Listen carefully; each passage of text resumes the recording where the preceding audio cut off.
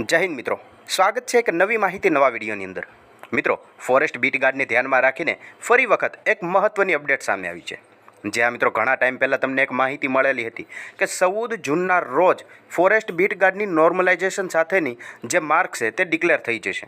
મતલબ કે જે પરિણામ છે, જે કટ ઓફ છે ગ્રાઉન્ડ માટેનું, તેમને ડિક્લેર કરવામાં આવશે।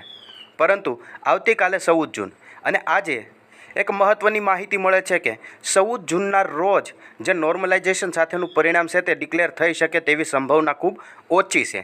જી હા મિત્રો, જમાવટ યુટ્યુબ ચેનલના માધ્યમે તમે એક ઓડિયો સાંભળ્યો જ હશે, જેની અંદર ગુજરાત ગૌણ સેવા પસંદગી મંડળના સચિવ શ્રી હસમુખ પટેલ સાહેબ સાથે એક ઉમેદવાર વાત કરે છે અને ઓડિયોની અંદર ઘણી બધી માહિતી પણ છે કે હસમુખ પટેલ સાહેબ કહે છે કે પરીક્ષા છે તે કોઈ થર્ડ પાર્ટીને લેવા આપેલી છે અને પરીક્ષાની અંદર જે રિવાઇઝ ફાઇનલ આન્સર કી આવી તેમાં પણ ઘણી મિસ્ટેકો છે અને જ્યાં સુધી તે મિસ્ટેકો, જે ભૂલો છે તે સુધરશે નહીં ત્યાં સુધી ફાઇનલ આન્સર કી બાદ જે નોર્મલાઇઝેશન સાથેનું માર્કશીટ છે તે ડિક્લેર કરવામાં નહીં આવે તેવું હસમુખ પટેલ સાહેબનું કહેવું છે। અને ઉમેદવારોને પણ કહે છે કે જો તમને પણ એવું લાગતું હોય કે ફાઇનલ આન્સર કીની અંદર ઘણા ખરી ભૂલો છે તો તમે રૂબરૂ આવીને રજૂઆત પણ કરી શકો છો તેવું ઉમેદવારોને પણ સલાહ આપે છે।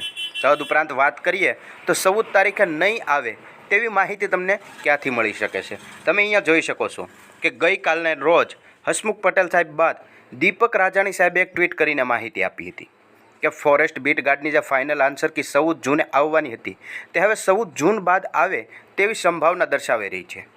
કારણ કે ગુજરાત ગૌણ સેવા પસંદગી બોર્ડ TCHને જે 14 જૂન સુધીની ડેડલાઇન આપી હતી, પણ હજુ અનેક સવાલો સામે છે, જે ઓબ્જેક્શન આવ્યા હતા અને તેવા ઓબ્જેક્શન પણ હજી ચાલુ છે। જે ફાઇનલ આન્સર કી બીજી વાર આવી તેમની અંદર પણ ઘણી ખરી ભૂલો છે। તેના માટે જ જે TCS બોર્ડે જે પરીક્ષા લીધી હતી તેમને 14 જૂન સુધીની ડેડલાઇન આપવામાં આવી હતી કે નોર્મલાઇઝેશન સાથેની જે માર્ક્સ છે તે 14 જૂન સુધીમાં તમે ડિક્લેર કરી દો, પરંતુ હજે ઘણા સવાલો સામે છે, તેના કારણે 14 જૂન પછી ડિક્લેર થાય તેવી સંભાવના દર્શાવવામાં આવી રહી છે। તદુપરાંત આગળ જણાવે છે કે ઓબ્જેક્શન પેન્ડિંગ હોવાના કારણે ફાઇનલ આન્સર કીમાં વિલંબ થાય તેવી પણ સંભાવના।